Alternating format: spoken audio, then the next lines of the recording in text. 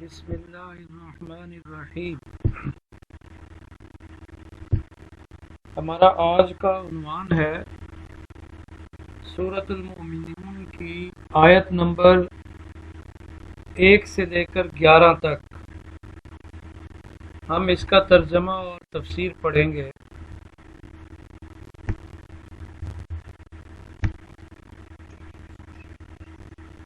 سورۃ المؤمنون جو ہے 18ویں پارے کا آغاز سورۃ المؤمنون سے ہوتا ہے۔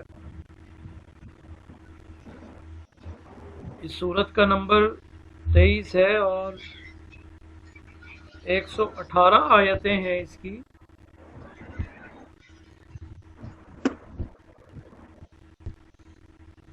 اور یہ مکی سورت ہے۔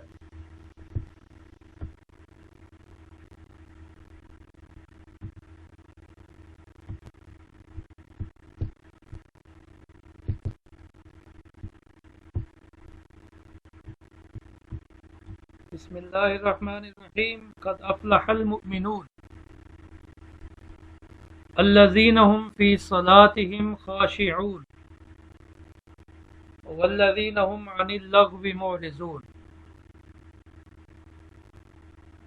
قد افلح المؤمنون،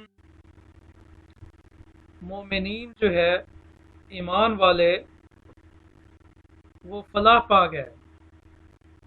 قد افلح المؤمنون، مومنون ایمان والے فلاح پا گئے، انہوں نے فلاح حاصل کر لی، وہ کامیاب ہو گئے۔ فلاح کا مطلب ہوتا ہے دنیا میں بھی کامیابی حاصل کرنا اور آخرت میں بھی کامیابی حاصل کرنا۔ خصوصی طور پر دنیا میں رہتے ہوئے اللہ کو راضی کرنا اور نیک اعمال کرنا، اور بدلے میں اللہ تبارک و تعالی آخرت کے لیے اسے جنت عطا کر دیں، تو یہ ایک مومن کی کامیابی ہے، یہ ایک مومن کی فلاح ہے۔ تو قد افلح المؤمنون، مومن کامیاب ہو گئے، ایمان والوں نے فلاح حاصل کر دی۔ لیکن اللہ تبارک و تعالی نے آگے ایمان والوں کی کچھ صفات بیان کی ہیں کہ جن کے اندر یہ صفات ہوں گی وہ کامیاب ہوں گے۔ یعنی جو کامیاب ہوئے ہیں ان کے اندر یہ کچھ 6 صفات اللہ تبارک و تعالی نے اس میں بیان فرمائی ہیں کہ مومنین کے اندر، جن مومنین کے اندر یہ 6 صفات ہوں گی وہ گویا کہ کامیاب ہوں گے۔ قد افلح المؤمنون، قد تحقیق افلح، فلاح حاصل کی، کامیابی حاصل کی، المؤمنون ایمان والوں نے، ایمانداروں نے، ایمان والوں نے کامیابی حاصل کی۔ الذین هم فی صلاتهم خاشعون، الذین جو، ہم کے میں نہیں ہوتا، وہ فی صلاتہم اپنی نمازوں میں، خاشعون خشوع کرتے ہیں۔ یعنی ان مومنین نے کامیابی حاصل کی جن کی پہلی خوبی یہ ہے کہ الذین ہم فی صلاتہم خاشعون، اپنی نمازوں میں خشوع کرتے ہیں، عاجزی کرتے ہیں۔ خشوع کا مطلب ہوتا ہے ڈرنا، اور اس ڈر کا اثر یہ ہو کہ جب آپ نماز پڑھ رہے ہوں تو آپ کا دل اور آپ کے باقی اعضاء ان کے اندر یکسوئی ہو۔ یعنی آپ نماز پڑھ رہے ہوں تو دل میں صرف اور صرف اللہ کی عبادت کا خیال ہو، اس وقت نماز کے علاوہ دل میں کسی قسم کا اور خیال نہ ہو۔ جو باقی اعضاء ہیں اس میں بھی وہ کوئی ایسا عمل نہ کریں جو نماز کے منافی ہو، یعنی ہاتھوں سے کھیلے نہیں، کپڑے نہ سنواریں، یعنی پورے انہماک سے نماز ادا کرنے کا نام کیا ہے؟ خشوع کے ساتھ نماز ادا کرنا۔ یعنی دل بھی اللہ کی طرف اور بالکل متوجہ ہو اللہ کی طرف، اور باقی اعضاء کے ساتھ بھی، یعنی آپ کوئی ایسا عمل نہ کریں جو نماز کے منافی ہو، تو ایسی نماز کو کہتے ہیں خشوع والی نماز۔ خشوع و خضوع کا مطلب یہ ہوتا ہے کہ دھیان بھی اللہ کی طرف ہو، اور نماز کو سنت کے مطابق اور پورے اہتمام کے ساتھ ادا کیا جائے۔ تو پہلی خوبی یہ ہے ایمان والوں کی، جو کامیاب ہوئے اللہ نے جن کو کامیاب قرار دیا، الذین هم فی صلاتہم خاشعون، جو اپنی نمازوں میں خشوع کرتے ہیں، والذین هم عن اللغو معرضون، اور ان کی دوسری صفت یہ ہے، دوسری کوالٹی یہ ہے کہ مومن اور الذین جو ہم وہ عن اللغو بے فائدہ چیزوں سے، لغویات سے، معرضون اعراض کرنے والے ہیں، منہ موڑنے والے ہیں، یعنی وہ کام جن کا دنیاوی یا دینی اعتبار سے کوئی فائدہ نہیں ہے، مومن ان کاموں میں نہیں پڑتے، ان سے اعراض کرتے ہیں، ان سے پہلو تہی کرتے ہیں، ان سے منہ موڑ دیتے ہیں، اپنے آپ کو بے فائدہ کاموں میں اپنا وقت صرف نہیں کرتے، اپنی انرجی کو بے فائدہ کاموں میں ویسٹ نہیں کرتے۔ تو ان پہلی صفت مومنین کی، الذین هم فی صلاتہم خاشعون، جو اپنی نمازوں میں، اپنی نماز میں کیا کرتے ہیں؟ خشوع کرتے ہیں۔ والذین هم عن اللغو معرضون، اور جو لغویات سے، جو بے فائدہ باتوں سے، بے فائدہ کاموں سے، معرضون کیا کرتے ہیں؟ اعراض کرنے والے ہیں، روح گردانی کرنے والے ہیں، اجتناب کرنے والے ہیں۔ والذین هم للزکاة فاعلون، تیسری صفت، والذین هم للزکاة فاعلون، کامیاب مومن وہ ہیں جو زکوٰۃ کو ادا کرنے والے ہیں، زکوٰۃ ادا کرنے والے ہیں۔ اب سوال یہ یہاں یہ پیدا ہوتا ہے کہ یہ سورت تو مکی ہے، مکہ میں نازل ہوئی، اور زکوٰۃ کے احکام مدینہ منورہ میں جا کے نازل ہوئے۔ تو اصل وجہ یہ ہے کہ زکوٰۃ کا حکم تو مکہ میں آ گیا تھا، لیکن نصاب زکوٰۃ کیا ہوگا، کہ کتنے مال پر زکوٰۃ فرض ہوگی، اور مصارف زکوٰۃ کیا ہوں گے، کن کو زکوٰۃ دی جائے گی، شرع زکوٰۃ کیا ہوگی، یہ ساری تفصیلات جو ہے وہ مدینہ منورہ میں ہوئی ہے۔ تو صورت جو ہے وہ مکی ہے، تو اس سے اندازہ ہوتا ہے کہ مکہ میں بھی زکوٰۃ کا عمومی حکم دے دیا گیا تھا۔ اور دیکھیے کہ مکہ میں مسلمان جو ہے وہ بڑے کمزوری میں تھے اور مشکل میں تھے، اور اس وقت اللہ فرما رہے ہیں قد افلح المومنون، کہ مومن جو ہے وہ کامیاب ہونے والے ہیں۔ تو جبکہ اس وقت تو کامیابی کا تصور بھی نہیں تھا، لیکن اللہ نے فرما دیا کہ جن جن میں یہ خوبیاں ہوں گی وہ کامیاب ہیں۔ والذین هم للزکاة فاعلون، یا اس کا ایک مفہوم اور بھی ہو سکتا ہے، وہ یہ ہوتا ہے کہ اپنا تزکیہ، زکوٰۃ سے مال پاک ہو جاتا ہے، زکوٰۃ مال میں پیوریفیکیشن پیدا کر دیتا ہے۔ تو ایک ہوتا ہے دل کی پیوریفیکیشن، تزکیہ نفس جسے کہتے ہیں، تو وہ اپنے نفس کو گناہوں کی علائشوں سے پاک کرتے ہیں، وہ اپنے نفس کو اچھے کاموں کا خوگر بناتے ہیں، اچھے کاموں کا عادی بناتے ہیں۔ تو والذین هم للزکاة فاعلون، تو کامیاب مومن وہ ہیں جو زکوٰۃ کو ادا کرنے والے ہیں۔ والذین هم لفروجهم حافظون، اور ان کی اگلی خوبی یہ ہے کہ وہ اپنی شرمگاہوں کی حفاظت کرتے ہیں۔ والذین، اور وہ لوگ جو ہم وہ، لفروجہم، فروج فرج کی جمع، شرمگاہ کو کہتے ہیں، حافظون حفاظت کرنے والے، اس میں فاعل ہے، جمع مذکر کا صیغہ ہے، والذین هم لفروجہم حافظون، اور کامیاب مومن وہ ہیں جو اپنے شرمگاہوں کی حفاظت کرتے ہیں۔ اس کے بھی دو مفہوم بیان کیے جا سکتے ہیں۔ ایک تو مفہوم یہ ہے کہ وہ اپنی شرمگاہوں کی حفاظت کرتے ہیں، یعنی اپنے ستر کو چھپا کے رکھتے ہیں، یعنی لباس ایسا پہنتے ہیں جس سے ان کا ستر چھپ جاتا ہے، یعنی ایسا لباس نہیں ہوتا کہ جو بظاہر لباس ہو لیکن ننگے ہوں یا بالکل ہی ننگے ہوں، ایسا نہیں ہے۔ مومن کامیاب وہ ہوگا جو اپنے سطر کی حفاظت کرے گا، اپنے سطر کو کپڑوں سے چھپا لے گا۔ اور اس سے بھی ایک اور جو زیادہ واضح مفہوم ہے وہ یہ ہے کہ وہ اپنی شرم گاہوں کی حفاظت کرتے ہیں، مطلب کہ وہ بدکاری نہیں کرتے، وہ زنا نہیں کرتے، وہ اپنی نفسانی خواہش کو، اپنی شہوانی خواہش کو غلط طریقے پر پورا نہیں کرتے، کیونکہ انسان کے اندر نفسانی خواہش یہ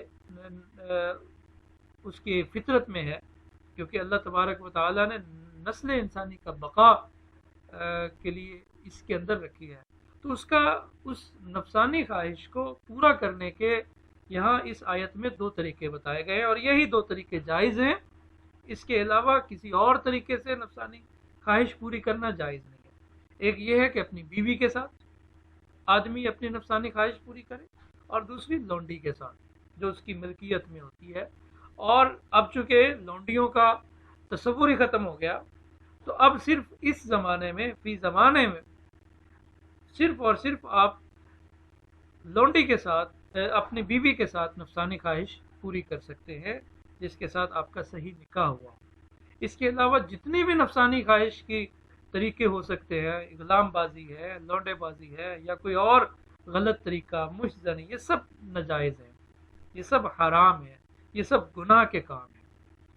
تو مومن کیا ہے؟ کامیاب مومن وہ ہے جو اپنی شرم گاہوں کی حفاظت کرتے ہیں، والذین، اور وہ لوگ جو ہم وہ لفروجہم، اپنی شرم گاہوں کے حافظون، نگہبان ہیں، اپنی شرم گاہوں کی حفاظت کرنے والے ہیں، الا، مگر، سوائے، علی ازواجہم، اپنی بیویوں کے، او ما ملکت ایمانہم، یا جن کے ان کے داہنے ہاتھ مالک ہیں، یا ان کے ہاتھ مالک ہیں، یعنی جو لونڈیاں ہیں یا بیویاں ہیں ان کے ساتھ تو اپنی نفسانی خواہش کو پورا کرتے ہیں، اس کے علاوہ اپنی نفسانی خواہش کو پورا نہیں کرتے۔ فَإِنَّهُمْ غَيْرُ مَلُومِينَ، اور اپنی بیویوں کے ساتھ نفسانی خواہش کو پورا کرنا، اس میں فَإِنَّهُمْ غَيْرُ مَلُومِينَ، اس میں کسی قسم کی ملامت کی بات نہیں، یہ ملامت والی بات نہیں ہے۔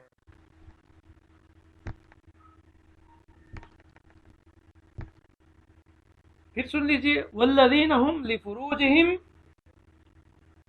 اور وہ لوگ جو اپنی شرم گاہوں کی حفاظت کرتے ہیں، الا علی ازواجہم، سوائے اپنی بیویوں کے، او ما ملکت ایمانہم، یا اپنی لونڈیوں کے، فإنہم غیر ملومین، یقیناً یہ ملامتیوں میں سے نہیں ہے، یعنی ایسا کرنا، بیوی کے ساتھ ازدواجی تعلقات کرنا، یہ کوئی ملامت کا کام نہیں۔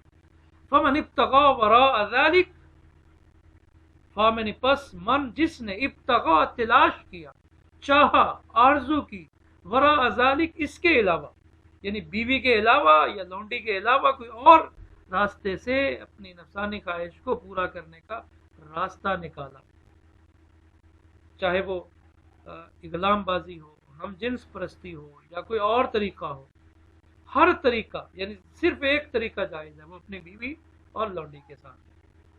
فمن ابتغى وراء ذلك، اور جس نے اس کے علاوہ کوئی طریقہ ہے چاہا، فاولئک هم العادون، تو اللہ فرما رہے ہیں یہ حد سے تجاوز کرنے والے ہیں۔ فاپس، اولئک، یہی لوگ، ہم وہ، العادون، عادون، حد سے تجاوز کرنے والے، آگے بڑھنے والے، تو یہ وہ لوگ ہیں جو اللہ کی حدود کو توڑنے والے ہیں۔ پھر سن لیجئے، متقین، کامیاب مومن کی خوبی یہ ہے، والذین هم للزکاة فاعلون، جو زکات، کامیاب مومن وہ ہیں جو زکوٰۃ ادا کرنے والے ہیں، والذین هم لفروجہم حافظون، اور وہ اپنی شرم گاہوں کی حفاظت کرنے والے ہیں، الا علی ازواجہم، مگر اپنی بیویوں سے، او ما ملکت، یا اپنی لونڈیوں سے، فإنہم غیر ملومین، پس بے شک وہ یہ ملامتیوں میں سے نہیں ہے۔ فمن ابتغى وراء ذلك، بس جو اس کے علاوہ کوئی راستہ تلاش کرے، فاولئک هم العادون، یہ حد سے تجاوز کرنے والے۔ اللہ تبارک و تعالیٰ قرآن میں فرماتے ہیں، لا تقربوا الزنا، زنا کے قریب بھی نہ جاؤ۔ قرآن میں مومنین کو خطاب ہے، مومنات کو خطاب ہے، قل للمؤمنین یغضوا من ابصارہم ویحفظوا فروجہم، کہ اے محمد صلی اللہ علیہ وسلم مومنین سے فرما دیجئے کیا، یغضوا من ابصارہم، اپنی نگاہوں کو نیچا رکھیں، ویحفظوا فروجہم، اپنی شرم گاہوں کی حفاظت کریں۔ اسی طرح مومنات کو بھی حکم دیا، کل المؤمنات، مومنات سے بھی حکم دیجئے، مومن عورتوں کو بھی آپ یہ کہہ دیجئے، فرما دیجئے کیا، یغضضن من ابصارہن ویحفظن فروجہن، کہ اپنی نگاہیں نیچی رکھیں، اپنی شرم گاہوں کی حفاظت کریں۔ تو شرم گاہ کی حفاظت کرنا یہ ایک کامیاب مومن کی خوبی ہوتی ہے۔ اور زنا کی طرف جانے والے راستوں پر بھی مومن، لا تقربوا الزنا، یہ نہیں اللہ نے فرمایا کہ وہ زنا نہیں کرتے، لا تزنوا زنا، بلکہ کیا فرمایا، لا تقربوا الزنا، تم زنا کے قریب نہ جاؤ۔ تو زنا کے قریب جانے کے جتنے بھی راستے ہو سکتے ہیں شریعت نے ان کو ناجائز قرار دیا ہے۔ مثال کے طور پر زنا کے قریب جانے کے لیے پہلے شہوت کی نگاہ سے کسی نامحرم عورت کو دیکھنا، شریعت کہتی ہے، اللہ کے رسول صلی اللہ علیہ وسلم فرمایا، العینان تزنیان، آنکھیں بھی زنا کرتی ہیں، وزناہما النظر، آنکھوں کا زنا کیا ہے، دیکھنا ہے، کسی نامحرم عورت کو شہوت کی نگاہ سے، یا نامحرم یا عورت کا کسی نامحرم مرد کو شہوت کی نگاہ سے دیکھنا، یہ آنکھوں کا زنا ہے۔ اللہ کے رسول فرما رہے ہیں، العینان تزنیان، آنکھیں بھی زنا کرتی، وزناہما النظر، آنکھوں کا زنا دیکھنا ہے۔ بلکہ آپ صلی اللہ علیہ وسلم کی ایک اور حدیث ہے، آپ صلی اللہ علیہ وسلم فرماتے ہیں کہ جو آنکھیں ہیں نا، یہ شیطان کا زہر میں بجھا ہوا تیر ہے۔ کسی کو شہوت کی نگاہ سے دیکھنا یہ ایسے ہے جیسے پرانے زمانے میں تیر کو زہر میں زہر آلود کر کے مخالف پر پھینکتے تھے، جس سے اس کی موت واقع ہو جاتی۔ تو اللہ کے رسول فرما رہے ہیں کہ یہ جو شہوت کی نگاہ سے دیکھنا ہے، یہ گویا یہ تو شیطان کے زہر میں بجھائے ہوئے، سہم مسموم من سہام ابلیس، کہ زہر میں بجھے ہوئے تیر ہے۔ تو اپنی بھائی آنکھوں کی، میرے پیارے اسٹوڈنٹس، بیٹے اور بیٹیاں، آپ نے اپنی آنکھوں کی بھی حفاظت کرنی ہے، اپنی نگاہوں کو ہمیشہ جھکا کے رکھنا ہے، اپنے دامن عفت کو کبھی داغدار نہیں کرنا، اپنے آپ کو کبھی ایسا کوئی عمل نہیں کرنا جس سے کبھی آپ کی آنکھیں جھک جائیں، آپ ماں باپ کا سامنا نہ کر سکیں، جس سے آپ کے ماں باپ کی عزت مٹی میں مل جائے۔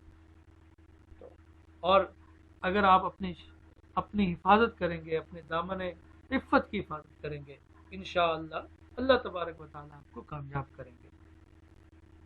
والذین هم للزکاة فاعلون، اور کامیاب مومن وہ ہے جو زکوٰۃ کو ادا کرنے والے ہیں۔ والذین هم لفروجهم حافظون، اور کامیاب مومن وہ ہیں جو اپنی شرم گاہوں کی حفاظت کرتے ہیں، الا علی ازواجہم او ما ملکت ایمانہم، سوائے اپنی بیویوں کے یا لونڈیوں کے، فإنہم غیر ملومین، یقیناً یہ ملامتیوں میں سے نہیں ہے، فمن ابتغى وراء ذلک فاولئک هم العادون، اور جو اس کے علاوہ کچھ تلاش کرے گا، کچھ اور چاہے گا، فاولئک هم العادون، یہ حد سے تجاوز کرنے والے ہیں۔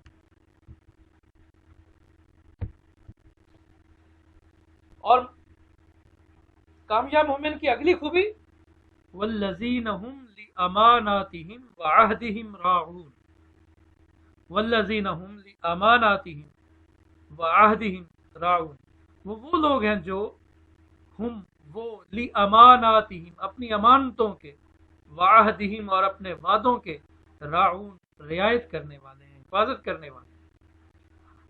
کامیاب مومن وہ ہیں جو اپنی امانتوں اور وعدوں کی حفاظت کرنے والے ہیں۔ اب امانت ایک مفہوم تو یہ ہے کہ اگر کسی نے آپ کے پاس کوئی رقم یا کوئی چیز رکھی اور اس کے طلب کرنے پر آپ نے اس کو واپس لوٹا دی، تو یہ بھی امانت کا مفہوم ہے۔ لیکن اسلام میں امانت کا مفہوم اس سے کہیں آگے۔ اسلام میں آپ کا جسم آپ کی امانت، اللہ کی امانت ہے آپ کے پاس۔ آنکھیں آپ اللہ کی مرضی کے مطابق، اللہ کی یہ جسم، یہ وقت، یہ نعمتیں سب اللہ کی امانت ہے ہمارے پاس۔ اگر ہم اللہ کی مرضی کے مطابق ان کا استعمال کریں گے تو ہم امانت کی پاسداری کرنے والے ہیں، اور اگر ہم اللہ کی مرضی کے خلاف استعمال کریں گے تو یہ امانت میں خیانت ہے۔ کوئی آدمی آنکھوں کا غلط استعمال کرتا ہے، اپنی ٹانگوں کا غلط استعمال کرتا ہے، ہاتھ کا غلط استعمال کرتا ہے، تو یہ امانت میں خیانت ہے۔ اور یہ جسم ہمارا نہیں ہے، اگر یہ ہمارا ہوتا تو پھر خودکشی حرام نہ ہوتی۔ یہ اللہ تبارک و تعالیٰ کا ہمارے پاس امانت ہے۔ اللہ نے ہمیں اجازت دے دی کہ کائنات کو دیکھو، لیکن کچھ پابندیاں ہیں، ان پر عمل کرنا ہے۔ تو اگر ہم اپنے اعضاء کو اللہ کی مرضی کے خلاف استعمال کریں تو یہ امانت میں خیانت ہے۔ اور ایک امانت کی پاسداری ایسے بھی ہے کہ اگر کوئی آدمی آپ کے پاس کوئی بات شیئر کرتا ہے، کوئی اپنا دکھ، اپنی تکلیف، اپنا کوئی مسئلہ آپ سے بیان کرتا ہے، اور آپ کی مجلس میں کوئی بات ہوتی ہے اور آپ وہ جا کے باہر لوگوں کو بتاتے ہیں، تو یہ امانت میں خیانت ہے۔ اللہ کے رسول صلی اللہ علیہ وسلم نے فرمایا المجالس بالامانہ، مجلس میں کی گئی باتیں بھی امانت ہوتی ہیں، جب تک کہ بات کرنے والے کی طرف سے اجازت نہ ہو کہ وہ آگے بیان کرنے کی، تب تک آپ آگے بیان نہیں کر سکتے۔ تو والذین هم لاماناتہم، وہ اپنی امانتوں میں کی کیا کرتے والے، حفاظت کرنے والے، وعہدہم، اپنے وعدوں کا، چاہے وہ وعدہ ایک انسان کا ایک انسان سے ہو، چاہے وہ وعدہ ایک انسان کا اللہ سے ہو، جو اللہ نے عہد و پیمان لیا تھا، تو اپنے وعدوں کی پاسداری کرنا، امانت کی پاسداری کرنا، یہ مومن کا شیوا ہے۔ امانت میں خیانت کرنا یا وعدے کی خلاف ورزی کرنا، یہ منافق کا شیوا ہے۔ اللہ کے رسول صلی اللہ علیہ وسلم کی ایک حدیث ہے صحیح بخاری میں، آپ صلی اللہ علیہ وسلم فرماتے ہیں آیت المنافقی ثلاث، منافق کی 3 نشانیاں ہیں۔ اذا حدث کذب، کہ جب وہ بات کرے گا تو جھوٹ بولے گا۔ جھوٹ بولنا مومن کا کام نہیں ہے، یہ منافق کا کام ہے۔ وَإِذَا وَعَدَ أَخْلَفَ، جب وعدہ کرے تو خلاف ورزی کرے۔ تو وعدہ خلافی کرنا یہ کس کا کام ہے؟ منافق کا کام ہے۔ اور منافق کے بارے میں دیکھیے قرآن پاک کیا کہتا ہے، ان المنافقین فی الدرک الاسفل من النار، سب سے جہنم کے سب سے نچلے درجے میں ہوگا۔ تو جھوٹ بولنا، امانت میں خیانت کرنا اور وعدہ خلافی کرنا، یہ منافق کا کام ہے، مومن کا کام نہیں ہے۔ مومن کا کام کیا ہے؟ وعدے کی پاسداری کرنا، وعدے کا لحاظ۔ یہ بھی ایک اور بات بھی یاد رکھیں، ہم بہت سارے وعدوں کو وعدہ نہیں سمجھتے۔ مثال کے طور پر آپ جس ملک میں رہ رہے ہیں، آپ وطن عزیز پاکستان میں رہ رہے ہیں، اور آپ کو نیشنلٹی یہاں کی دی جاتی ہے۔ کسی بھی ملک کی نیشنلٹی اس لیے دی جاتی ہے کہ آپ اس کے اندر ایک انڈرسٹوڈ ایک معاہدہ ہوتا ہے کہ آپ کیا کریں گے، اس ملک کے قوانین کی پابندی کریں گے۔ اگر آپ ملکی قوانین کی خلاف ورزی کرتے ہیں تو یہ وعدے کی خلاف ورزی ہے۔ آپ سگنل پہ کھڑے ہیں، ریڈ لائٹ ہے، اور آپ نے سگنل کو توڑا اور اپنی بائک کو، گاڑی کو آگے لے گئے، یہ وعدے کی خلاف ورزی ہے، کیونکہ آپ اس وطن میں رہ رہے ہیں، اس کے ساتھ آپ نے ایک معاہدہ کیا ہے کہ ہم اس کے قوانین کی پابندی کریں گے۔ تو یہ چھوٹی چھوٹی چیزیں ہیں، ان چیزوں یہ بھی وعدے کی پابندی میں آتی ہیں۔ آپ کسی تعلیمی ادارے میں، جیسے اسلامیہ یونیورسٹی آف بہاولپور میں آپ نے داخلہ لیا، اب اس داخلے کا مطلب یہ ہے کہ آپ، یعنی اس شرط پہ کوئی آدمی اگر ریٹرن یہ لکھ کے دے دے کہ آپ مجھے داخلہ دیں، لیکن میں اسلامیہ یونیورسٹی بہاولپور کے کسی قانون کی پاسداری نہیں کروں گا، میں کلاسیں نہیں لوں گا، میں جو ٹیچر اسائنمنٹ دے گا وہ تیار نہیں کروں گا، تو بتائیے کیا کوئی داخلہ کسی ایسے اسٹوڈنٹ کو ملے گا؟ ہرگز نہیں ملے گا۔ اس داخلے کے اندر ایک چھپا ہوا معاہدہ ہوتا ہے کہ آپ نے اس معاہدے کی پابندی کرنی ہے۔ وہ کیا ہے؟ وہ اپنے ادارے کے قوانین کی پاسداری کرنی ہے۔ اس وعدے، اگر آپ کلاسز نہیں لیتے، اگر آپ اسائنمنٹ نہیں بناتے، اگر آپ یونیورسٹی کے قانون کی خلاف ورزی کرتے ہیں، تو آپ وعدے کو توڑنے والے ہیں۔ یہ اسلام میں امانت کی پاسداری اور وعدے کا ایفا یہ بڑا وسیع مفہوم رکھتا ہے۔ میرے پاس کوئی منصب ہے اور منصب کی جو ذمہ داریاں ہیں، اگر میں ان کو ادا نہیں کرتا تو میں امانت میں خیانت کرنے والا ہوں۔ میں پابند ہوں آپ کی کلاس پڑھانے کا، اگر میں وہ وقت آپ کو نہیں دیتا تو میں وہ امانت میں خیانت کرنے والا ہوں۔ آپ پابند ہیں اتنا وقت آپ نے استاذ کی کلاس لینے کا، اگر آپ کو نہیں لیتے تو آپ امانت میں خیانت بھی کر رہے ہیں اور وعدے کی خلاف ورزی بھی کر رہے ہیں۔ تو اپنا محاسبہ کیجئے، اپنے بارے میں غور کیجئے، آپ چھوٹی چھوٹی چیزوں میں اب دیکھا کریں کیا ہم کہیں معاہدے کی خلاف ورزی تو نہیں کر رہے، کیونکہ یہ مومن کا کام نہیں ہے۔ ایک اور حدیث پاک ہے کہ رسول اللہ صلی اللہ علیہ وسلم نے فرمایا 4 آدمی 4 خصلتیں جس میں ہوں گی وہ منافق ہوگا۔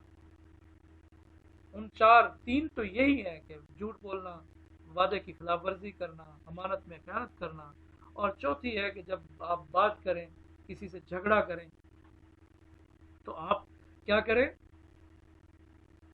گالم گلوچ کریں۔ اور ایک اور حدیث میں ہے کہ وَإِن صَامَ وَصَلَّى وَزَعَمَ أَنَّهُ مُسْلِمٌ او کما قال علیہ السلام، کہ اگر یعنی ان عادتوں کا، ان خصلتوں کا، یعنی وعدہ خلافی، جھوٹ بولنا، امانت میں خیانت کرنا، گالم گلوچ کرنا، اگر کوئی آدمی یہ کرتا ہے اور نماز بھی پڑھتا ہے، روزے بھی رکھتا ہے، اور اپنے بارے میں یہ گمان کرتا ہے کہ وہ مسلمان ہے، تو وہ مسلمان نہیں ہے، وہ منافق ہے۔ تو دیکھیے اپنے آپ کو آپ نے ان چیزوں سے بچانا ہے۔ اپنے آپ کے اندر آپ نے امانت والی، جس کی جو امانت کی پاسداری نہیں کرتا اس کے ایمان کا اعتبار نہیں ہے، جو وعدے کی پاسداری نہیں کرتا اس کے اسلام کا، اس کے ایمان کا اعتبار نہیں ہے۔ تو مومن کی خوبی، کامیاب مومن کی خوبی یہ ہے والذین هم لاماناتهم وعهدهم راعون، کہ وہ اپنی امانتوں کو اور اپنے وعدوں کی پاسداری کرتے ہیں۔ والذین هم علی صلواتهم یحافظون، اور یہ 6 صفات بیان کرنے کے بعد اس کا آغاز پہلی صفت کا بھی نماز سے ہوا تھا، اور اللہ تبارک و تعالی اختتام بھی نماز پر کر رہے ہیں۔ پہلی خوبی کیا تھی؟ قد افلح المؤمنون الذین هم فی صلاتهم خاشعون، نماز میں خشوع کرتے ہیں، عاجزی کرتے ہیں۔ اب ان آیات کا اختتام بھی، ان خوبیوں کا اختتام بھی اللہ فرما رہے ہیں والذین هم علی صلاتهم یحافظون، کہ کامیاب مومن وہ ہیں جو اپنی نمازوں پر یحافظون، نگہبان ہیں، حفاظت کرتے ہیں۔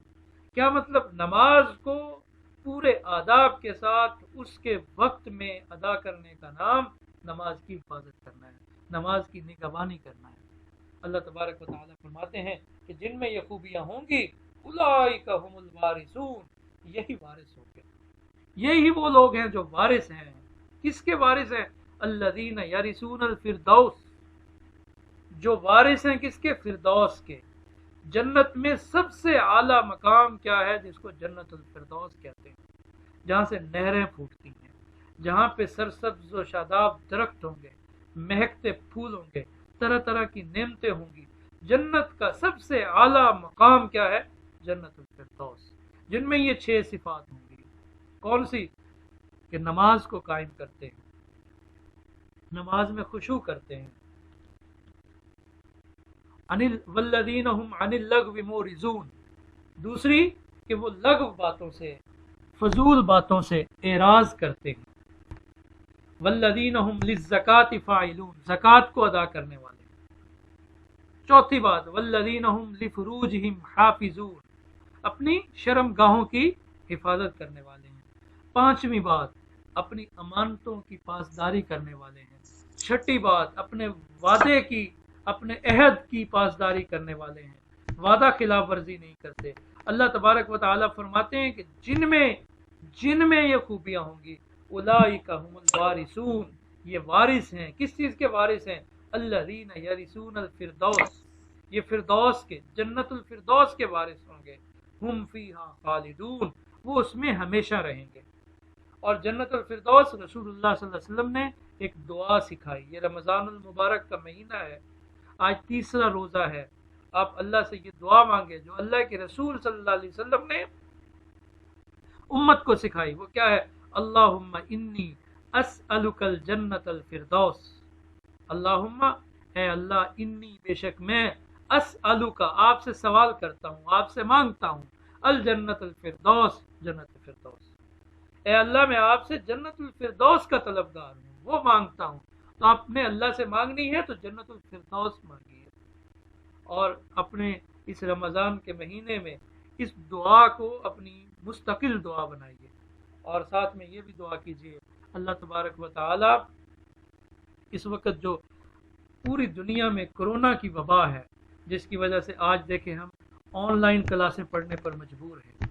हमें यूनिवर्सिटी जो है वो आपसे खूबसूरत लगती है, आपकी वजह से रौनक होती है। यहाँ ऐसे वीरान हुई पड़ी है, और इस कोरोना वबा से आप अल्लाह से, आप मासूम बच्चे हैं, आप अल्लाह ताला ने आपको गुनाहों से पाक रखा हुआ है। आप अल्लाह से दुआ करें कि या अल्लाह इस वबा को, मुहलक बीमारी को पूरी दुनिया से उठा ले और हमारे सगीरा और कबीरा गुनाहों को माफ़ फरमा। और बिलखसूस ये दुआ जो मैंने आज आपको बताई है, ये अल्लाह के हबीब सल्लल्लाहु अलैहि वसल्लम की सिखाई हुई है। अल्लाहुम्मा इन्नी अस्अलुकल जन्नतल फिरदौस, ए अल्लाह हमें जन्नत फिरदौस हमें अता फरमा। हम आपसे जन्नतुल फिरदौस का तकाजा करते हैं। तो हम इस दुआ के साथ इस लेक्चर का इख्तिताम करते हैं कि अल्लाह तबारक व तआला हम सब के मुकद्दर में जन्नतुल फिरदौस लिख दे। कोई क्वेश्चन आप करना चाहें?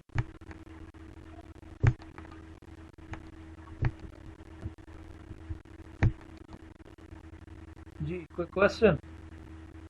जो स्टूडेंट क्वेश्चन करना चाहे वो अपना माइक खोले, बाकी अपने माइक बंद रखें।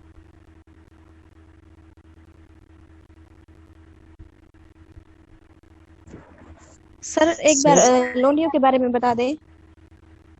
ये अब तो लोंडियों का तसव्वुर फी ज़माने ही नहीं है। जब इस्लाम इब्तदा में था तो उस वक़्त गुलाम और लोंडी का तसव्वुर होता था। किसी जंग में आपकी जंग हुई और जंग में जो दुश्मन का कैदी आपके हाथ लगता था, या औरत या मर्द, उसका स्टेटस उस ज़माने में क्या होता था? गुलाम या लौंडी का होता था। अब इस्लाम ने, ये एक बड़ी दिलचस्प बात है कि इस्लाम ने ग्रेजुअली लौंडी और गुलामी को ख़त्म किया है। वो एक अलग मौजू है, हम कभी अल्लाह ताला ने मौका दिया तो आपको बताएंगे। तो लौंडी के साथ अज़दवाजी ताल्लुकात, जो एक मिल्कियत होती है, उसके साथ निकाह ज़रूरी नहीं है। महज मिल्कियत की वजह से मालिक अपनी लौंडी के साथ ताल्लुकात कायम कर सकता था, यानी एक निकाह की इजाज़त है और निकाह के साथ लौंडी की। लेकिन चूंकि अब लौंडी का तसव्वुर नहीं है, तो अब सिर्फ और सिर्फ जो है निकाह वो बाकी रह गया है।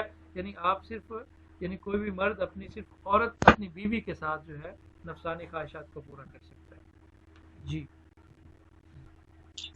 सर, हम अमूमन तरावी अदा करने के लिए जाते हैं मसाजिद में। सर ये 8 और 20 तरावी के बारे में क्या हुक्म है? और सर इनमें डिफरेंस, मेन डिफरेंस आप सल्लल्लाहु अलैहि वसल्लम की ज़िंदगी के हवाले से और ताबीन और सहाबा कराम, ये एक इख्तलाफी मसला है।